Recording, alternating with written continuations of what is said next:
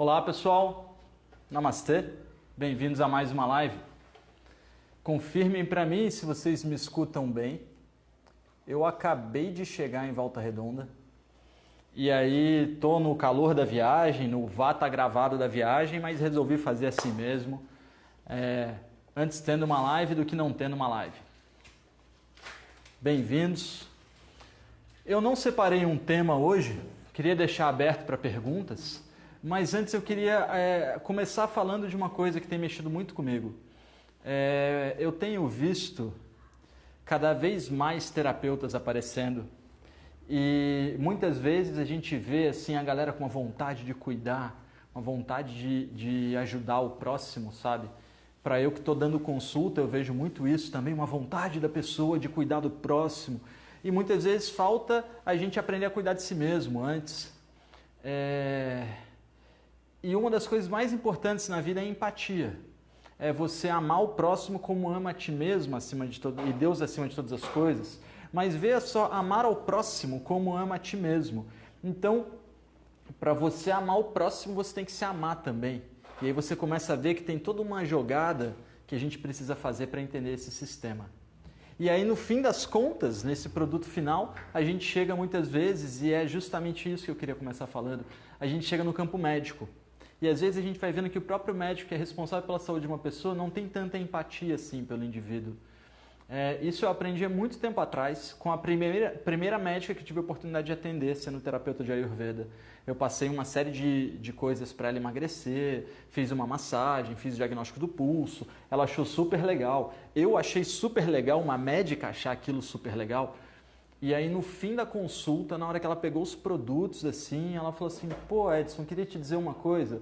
E eu já disse isso em outras lives. Gostaria que todo médico tivesse o que você tem. Aí eu falei, caramba, todo médico tivesse o que eu tenho, né? Aí falei assim, será o quê, né? Será que eu estudei muito? Aí pensei assim, não estudei tanto, não estudei pouco também. Será que eu me dediquei muito? Eu fiquei pensando, que será? Mas o que você está falando que as pessoas têm? O que os médicos deveriam ter todos e que eu tenho? Ela falou, vontade de cuidar das pessoas. Infelizmente, a gente vê muitas pessoas na área de saúde que não têm empatia pelo ser humano, não têm tanta vontade assim de cuidar do próximo. Não necessariamente elas estão ali para cuidar de outra pessoa. Às vezes elas estão ali por causa de outras coisas, de conceitos sociais, de conceitos financeiros, da vontade de estar atuando dentro de uma área biológica, mas não necessariamente estar cuidando de pessoas. Eu estou acompanhando um parente que está com algumas enfermidades e hoje eu tive contato com alguns enfermeiros que estão cuidando dele. E assim, o carinho do enfermeiro, a vontade do enfermeiro de saber o que é esse barato de Ayurveda que eu estava falando e o interesse dele em estar trocando o hidratante que eu falei pelo óleo medicado que eu estava fazendo para o meu tio. É muito interessante você ver o amor de uma pessoa por cuidar de alguém. E é muito revoltante você ver a falta de amor de uma pessoa por cuidar de alguém, principalmente quando esse ser é responsável por isso, né? Eu vejo que o meu caminho dentro do Ayurveda, ele veio acontecendo quase que por acidente, e eu, para entender melhor da minha enfermidade, fui buscar me conhecer, e buscando me conhecer, encontrei essa tal de medicina indiana, e hoje eu estou aqui falando para um monte de gente, sem roteiro, sem nada, cansado depois de dirigir algumas horas. Mas eu vejo que, no fim das contas, seria muito importante que todos nós tivéssemos... eu acho que todos têm essa vontade, mas nem todo mundo se responsabiliza pela própria saúde. Então acho que seria muito importante que a gente tivesse um pouco mais de compreensão sobre como a nossa fisiologia funciona, a diferença de um alimento quente para um alimento frio, de um untuoso para um seco, de algo leve para algo pesado e como isso reage no meu corpo.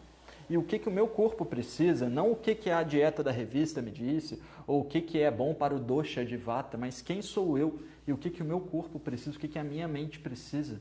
Porque quando a gente se desprende desse processo de autocuidado, a gente deixa de se conhecer e assim, muitas vezes eu tenho vontade de falar dos pacientes, porque eu nunca atendo uma pessoa que o problema dela é a dieta. É sempre um monte de coisa e no fim das contas isso se representa fisicamente por escolhas erradas. Na dieta, na rotina, no sono, no parceiro, no trabalho. Mas a partir do momento em que você deixa de se observar e coloca a responsabilidade da sua saúde em uma outra pessoa, e acredita que essa pessoa tenha a responsabilidade inteira de olhar tudo para você, eu acho que o erro é esse. Eu acho que o erro não é, muitas vezes, o médico não ter tanto amor pelo ser humano. Não acho que o erro seja os caminhos que a medicina tomou. Eu acho que o erro, muitas vezes, é o fato do indivíduo não olhar para si mesmo. Dele achar que existem coisas mais importantes, como uma matéria em si, e essa matéria é mais importante do que eu olhar para mim mesmo. É claro que é fácil falar isso de um ponto de vista onde nesse momento eu estou na casa da minha mãe, uma casa linda, toda legal. Fico legal de ver a casa aqui na live, os móveis e tudo. Então eu tenho tempo de refletir sobre a vida. Eu tenho tempo de refletir sobre quem eu sou, como me cuidar, porque eu tive esses aspectos todos. Estou vendo aqui o meu vizinho do Ilho está aí com os filhos dele na live. Eu acho bem legal que eles conhecem um pouco desse meu lado mais terapêutico. Mas acho importante a gente entender um pouco isso, porque eu tenho vivenciado muitas vezes pessoas que têm uma vontade tão grande de cuidar dos outros, mas não conhecem a si mesmas.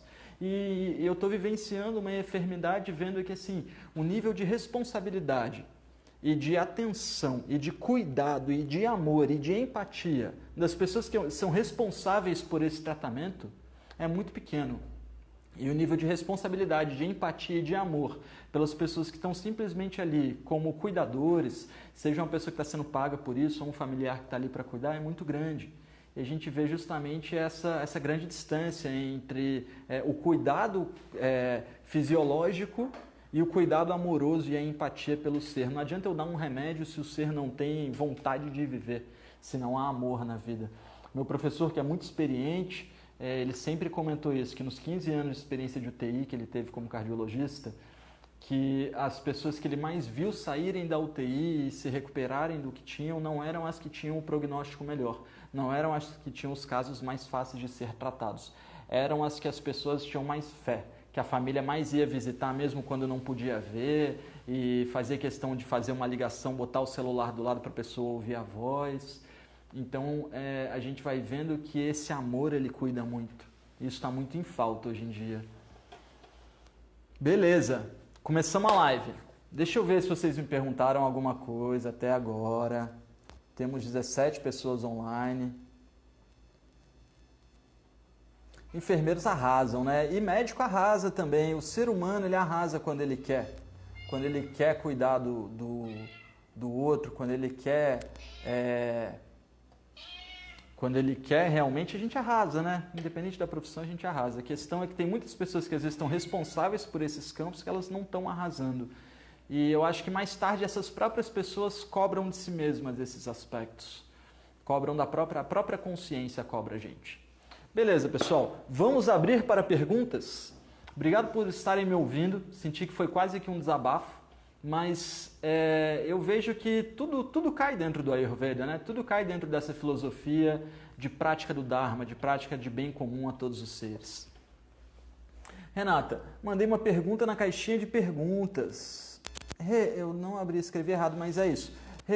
Renata, manda a pergunta na caixinha de perguntas. Então, faz o seguinte, pergunta aqui pra gente.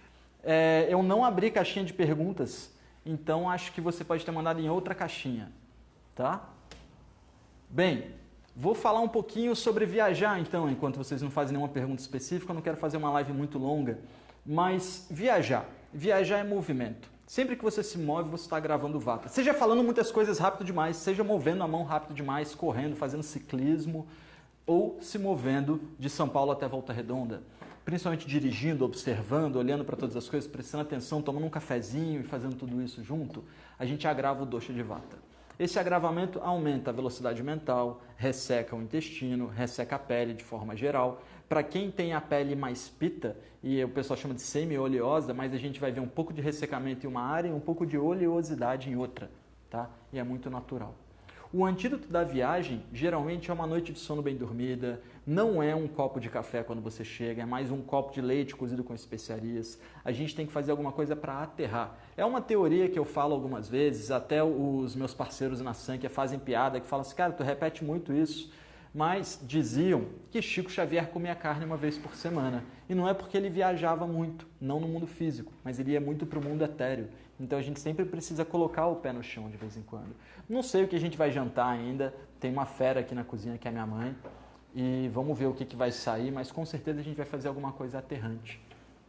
E é importante a gente aprender a como se relacionar com o mundo, como se relacionar com o dia a dia, né? Uma própria viagem de 4, 5 horas, de 320, 330 quilômetros, pode ser um fator determinante no agravamento de um dosha se você já chega meio adoecido, né? Então é aquele velho assunto, o cara fica anos engolindo elefante para um dia comer um alface e engasgar com formiga. Aí vai ter o problema ali, não tomei um café, o problema foi o café. Não, o problema foram 50 anos de café, 50 anos de viagem, 50 anos de ressecamento. Essa síndrome do pânico aí, ela é 50 anos de panqueca de aveia, 50 anos de banana, 50 anos de elementos amargos e redutores dos tecidos.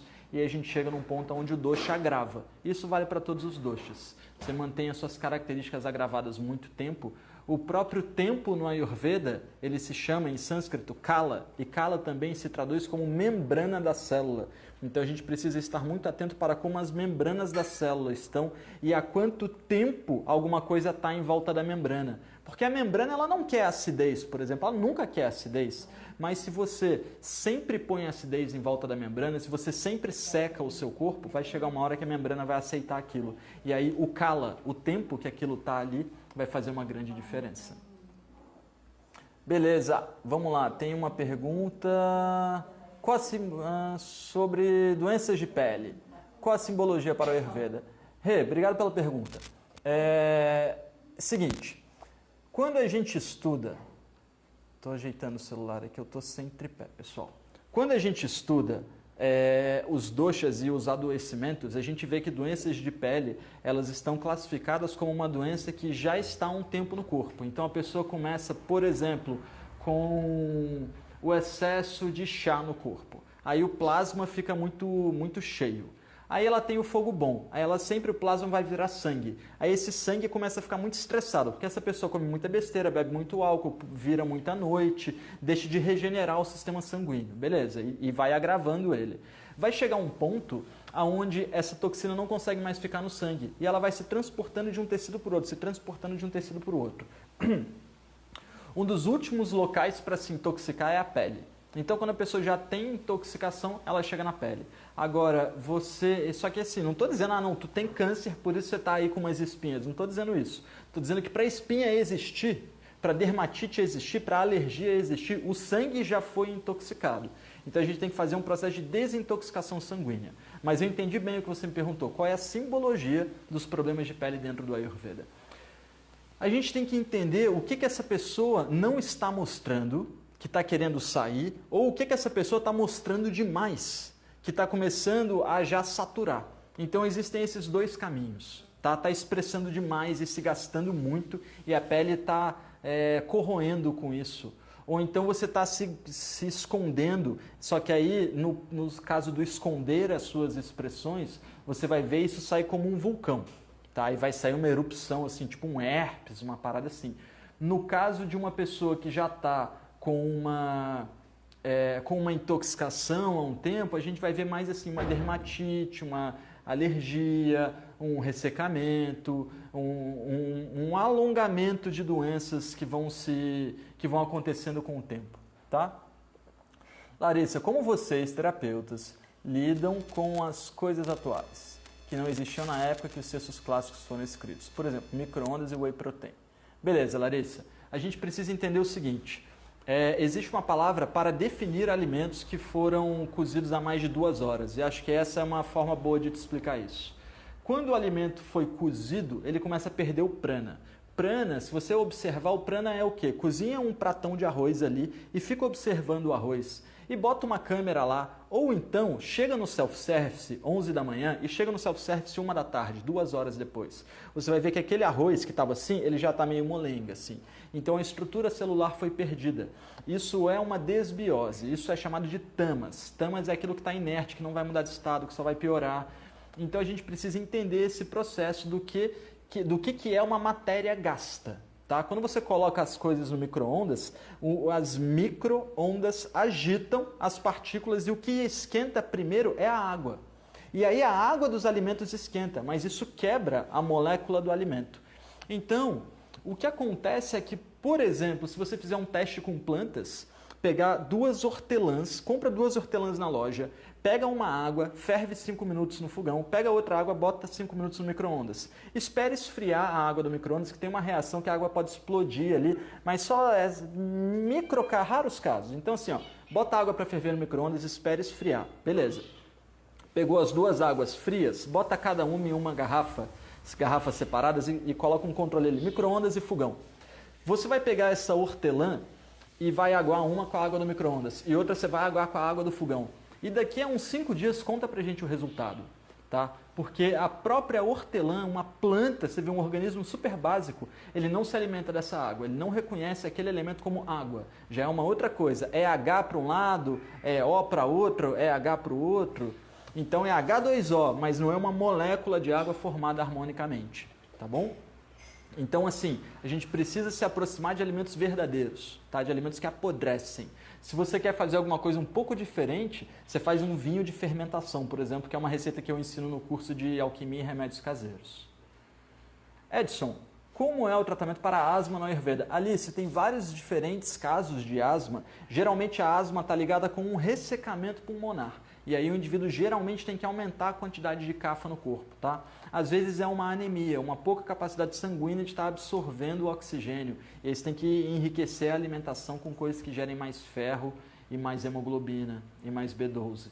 Mas cada caso é um caso. Mas a maioria dos pacientes asmáticos que eu tratei, ou é um vata agravado gerando uma falta de tecido bom, ou, de certa forma, é uma coisa muito parecida, é um ressecamento geral no corpo. É um ar seco numa cidade industrializada como Volta Redonda, que tem muito pó da indústria. E aí você começa a ver que esse ressecamento, junto de elementos pesados no ar, vai fazendo o pulmão ficar asmático e diminuir a capacidade de absorção do oxigênio. Então tem que aumentar a fleuma. Vamos dizer de uma outra forma, quando tem um pouco de muco no seu nariz, entra uma sujeira e a sujeira fica ali e você consegue tirar essa sujeira. Ou seja, o muco gera aderência. A maioria das pessoas asmáticas elas têm pouca aderência da fleuma pulmonar. Isso aí é um subdosha de kapha chamado avalambaka kapha, aquilo que reveste o sistema pulmonar. Tá? Carvalho. Edson, quais os primeiros passos para quem quer usar a Ayurveda para melhorar a saúde? Seria consultar um terapeuta? Camarada, assim, olha só, consultar um terapeuta é show, tá? Eu tenho muito vídeo legal aqui no Instagram. Se você procurar no YouTube Sankhya Ayurveda ou se você procurar Edson Osório, eu tenho muitos vídeos legais. Eu acho que um dos melhores vídeos que eu tenho chama Ayurveda na Primavera. Se você pesquisar aí no Google Edson Ayurveda na Primavera, você vai encontrar um vídeo introdutório magnífico. Se você for fazer uma consulta, eu acho que você devia assistir esse vídeo antes, para saber mais ou menos o que você espera de uma consulta, tá? E assim, terapeuta bom e terapeuta ruim tem em todo lugar. Não estou falando que eu sou o terapeuta bom que você procura, mas existem pessoas que não vão atender às suas necessidades, da mesma forma que existem pessoas que vão muito além das suas necessidades e das suas expectativas, tá bom?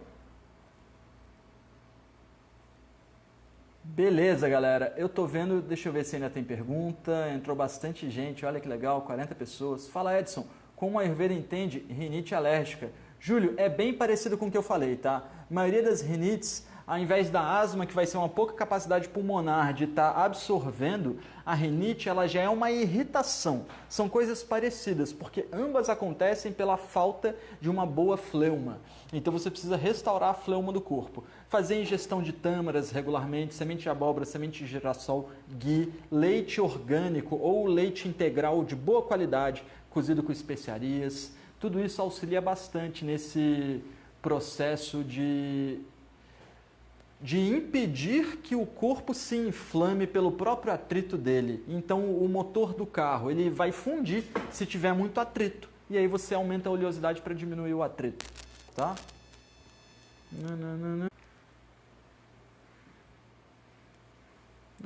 Vânia, Edson, se colocar o hormônio bioidêntico no algodão e colocar no umbigo, seria legal? Não, Vânia, o papo é óleo de gergelim ou óleo de rícino mesmo, tá?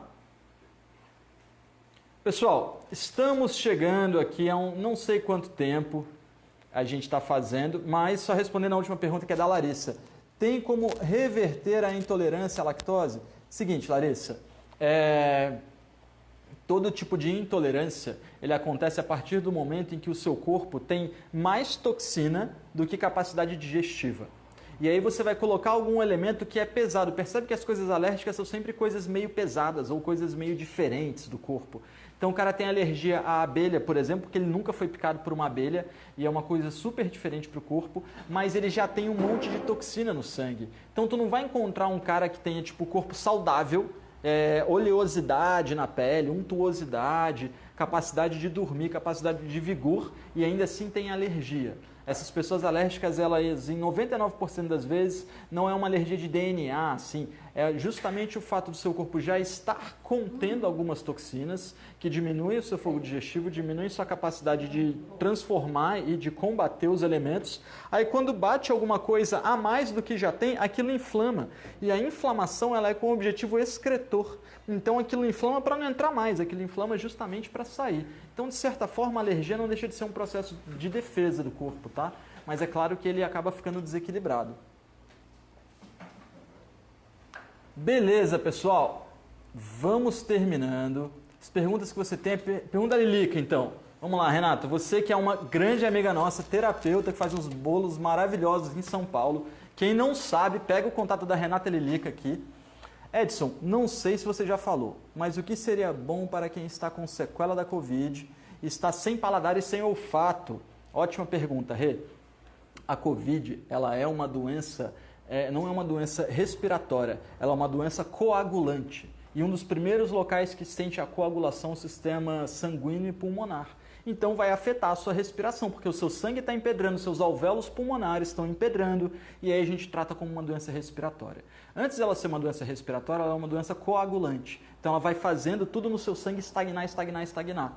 As papilas gustativas e o olfato, ele depende da transmissão do que está sendo tocado. Então, na hora que eu estou sentindo um sabor, aquele elemento, por mais que ele esteja no ar, tem um pedaço de chocolate no ar voando, né? Um micro, mas tem. Minha língua vai reconhecer aquilo, meu nariz vai reconhecer aquilo e eu vou ter acesso ao paladar e ao olfato, a essas sensações.